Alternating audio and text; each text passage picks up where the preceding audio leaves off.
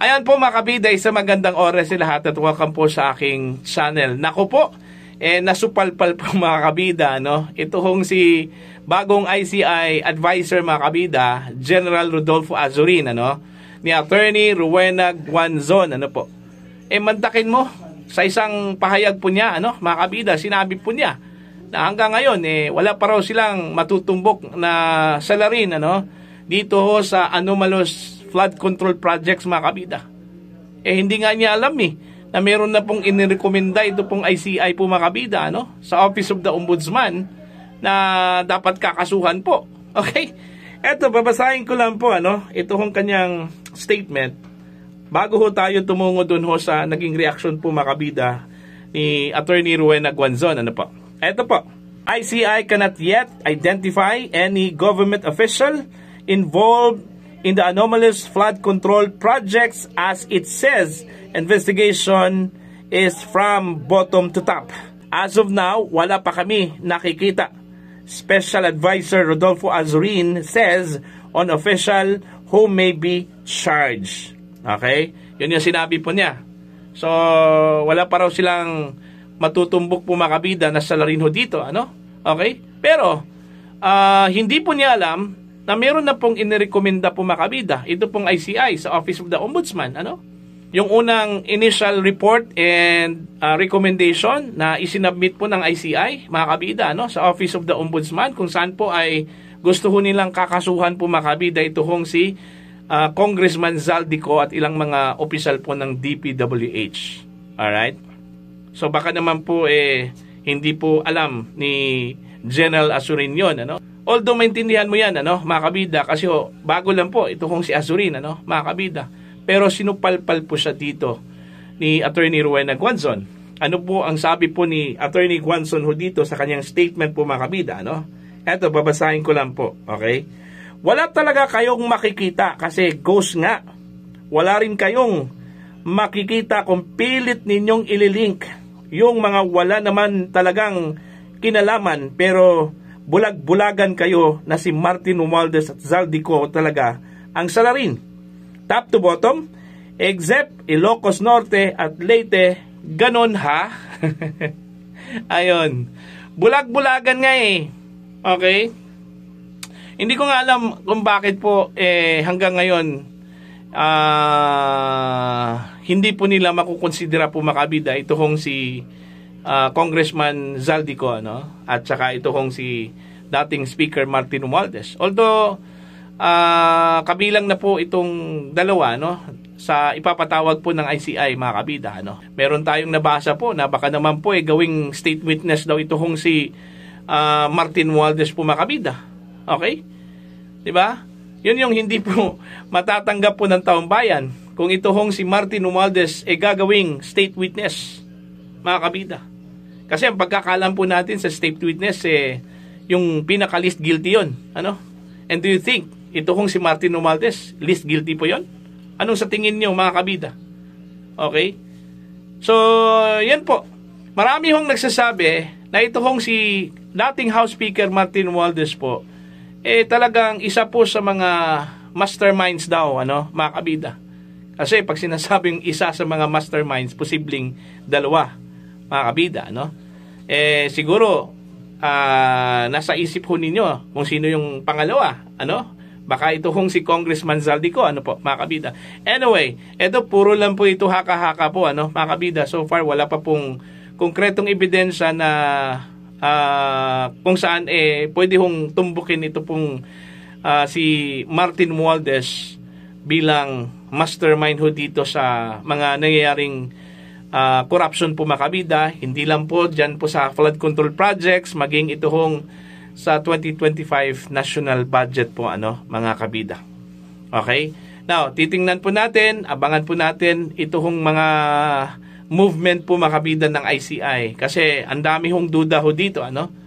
Kasi po, unang-una po mga kabida, parang hindi po natin maintindihan ito pong direksyon po ng ICI ho dito. Okay? Ang bagal po mga kabida. Okay? At saka pangalawa po I don't know kung meron ba silang sapat na kapangyarihan po, ano, para to compel those people na iniimbita po nila, ano? Kasi isa po ito sa mga inaangal daw ng isa po sa mga miyembro ng ICI, mga kabida, ano? In fact, sa naging pahayag po ni Congressman Edgar Erice, ano, na merong isang miyembro po ng ICI na nagbabalak ho na mag-video dahil ho, parang nawalan po ng pag-asa ho dito sa takbo po ng investigasyon po ng ICI daw, mga kabida, ano? Kasi unang-una po, ang inaangal ho niya dito, ito hong kapangyarihan po, kulang-kulang po ng kapangyarihan ito pong ICI, ano? Hindi ho sila pwedeng makapagsabpina with the anong tawag po dito? Contempt doon ho sa kanilang mga iimbitahin na magre-refuse na umaten po sa kanilang pagdinig, ano, mga kabida. Okay? Ito yung sinabi po ni Congressman Edgar Erice, ano, na nagsasagawa po ng investigasyon ito pong ICI pero kulang-kulang po, ano, ng kapangyarihan. Meron po silang subpoena power pero wala ho silang contempt power. Iba kasi yung meron kang subpoena power and then contempt power kasi talagang mapipilit mo talaga itong mga iimbestigahan ho ninyo, ano? Itong iimbitahin po, mga kabida ng ICI, ano? Now, paano ho kung tumanggi yun? Okay? Pwede ho nilang pilitin ito pong kanilang iimbestigahan o iniimbita po, ano, mga kabida, considering wala ho silang contempt power, ano? Meron pong pending na proposed bill, ano? Okay, diyan po sa House, kung saan po ay magbibigay po ng sapat na kapangyarihan po, ano, mga kabida, diyan po sa Independent Commission for Infrastructure. Pero hanggang ngayon wala pa hindi pa nga umuusad 'di ba? So hanggang kailan po, ano, na kulang-kulang po yung kapangyarihan po ng ICI po, mga kabida. Nagdedepende lang po, ano, sa NBI o di kaya sa Ombudsman. Okay? Kung sakali ho, mga kabida, hindi po pumayag ito pong kanilang iimbitahin accordingly, ano, lalapit po sila sa NBI or sa Ombudsman, ano. Ibang usapan po 'yon. Okay? Kaysa direkta talaga mula sa kanila, ano, mga kabida. 'Yun yung resulta pag hindi ho pinaplano yung pag-create po ng isang investigating body. Kumbaga, lumitaw lang po out of the blue, ano, mga kabida. Lumabas lang po ito. Kasi po, may mga nagsasabi na baka naman daw ito po ay dahil gusto hong isave ng Pangulo yung kanya hong reputasyon ho dito, ano, mga kabida.